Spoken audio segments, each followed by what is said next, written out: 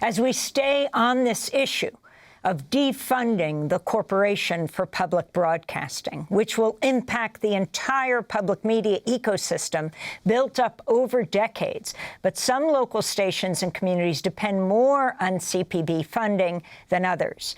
For more, we're joined now by Loris Taylor. She's the president and CEO of Native Public Media, a member of the Hopi Nation.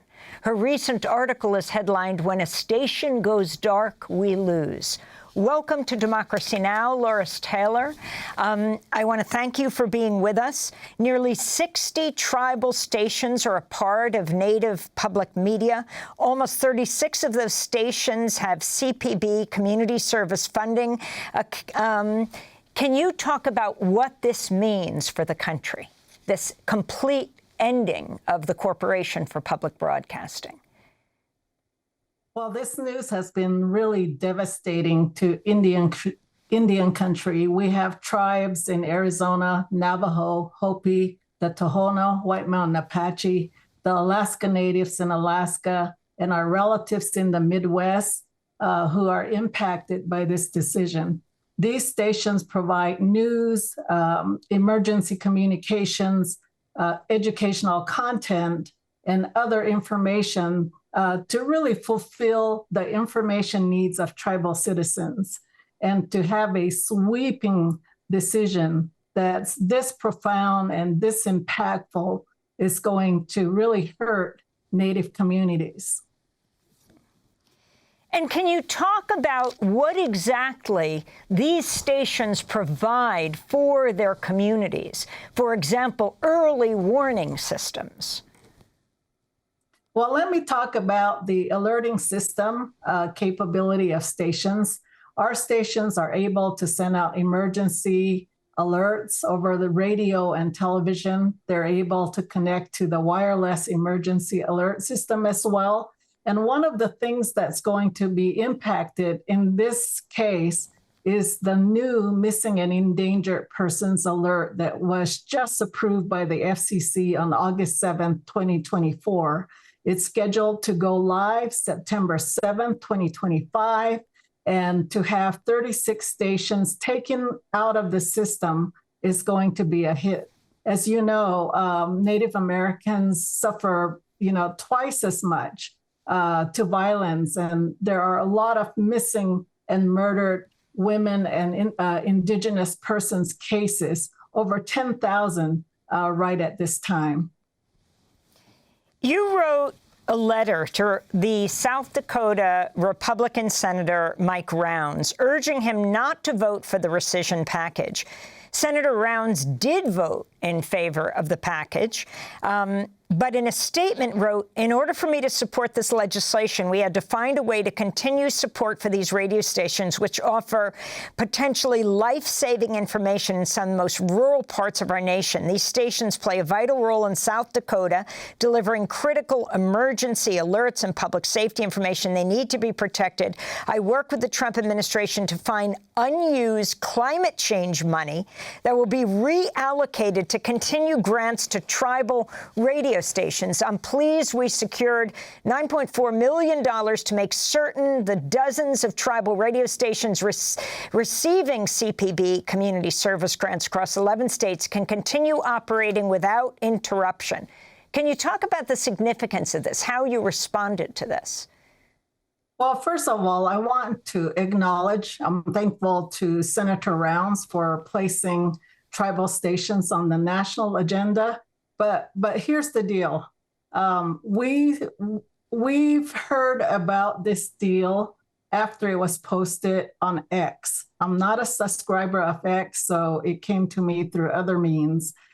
We have not spoken with Senator Rounds. I did write a letter expressing my concern that Green New Deal monies are climate and energy dollars, and it's a visionary framework that has no funding ability that I know of, and it does not authorize funding for public broadcasting. So I wanted to know, how is this going to work? As you know, CPB is explicitly designed to manage appropriations from Congress on behalf of the 1,500 stations across the country.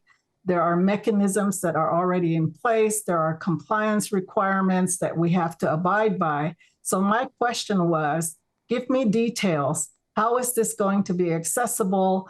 Does it need congressional authority? Are there other legislative measures that need to be taken? I don't have any answers to this day.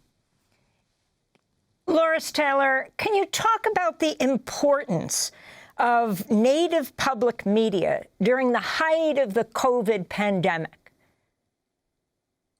Native public media was called into action during COVID. And if there's any time or crisis that has demonstrated the need for local information systems, it was COVID-19.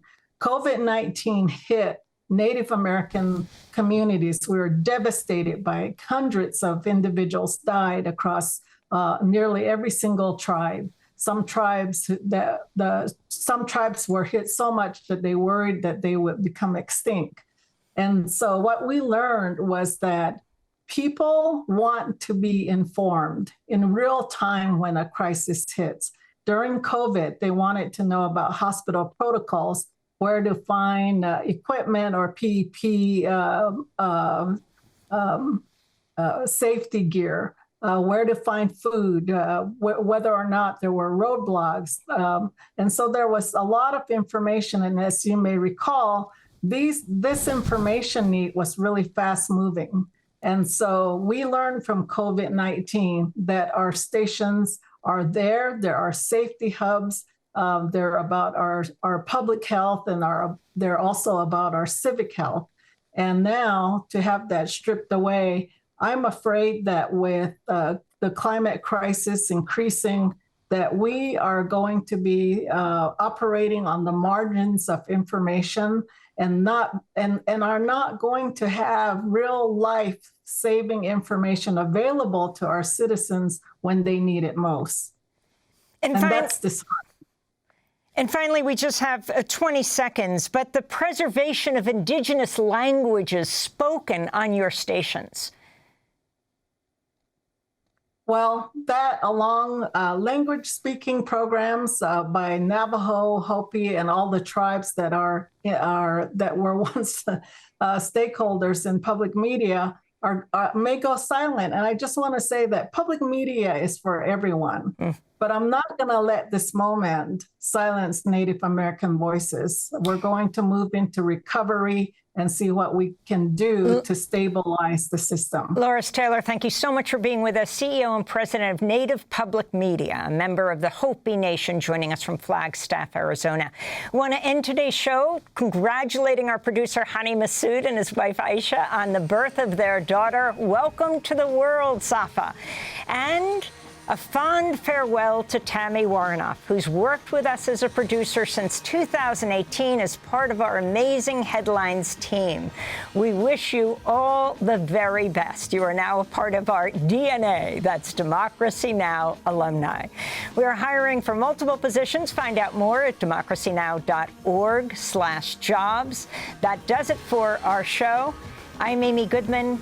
This is Democracy Now!, democracynow.org. Thanks for watching Democracy Now! On YouTube. Subscribe to the channel and turn on notifications to make sure you never miss a video. And for more of our audience-supported journalism, go to democracynow.org, where you can download our news app, sign up for our newsletter, subscribe to the daily podcast, and so much more.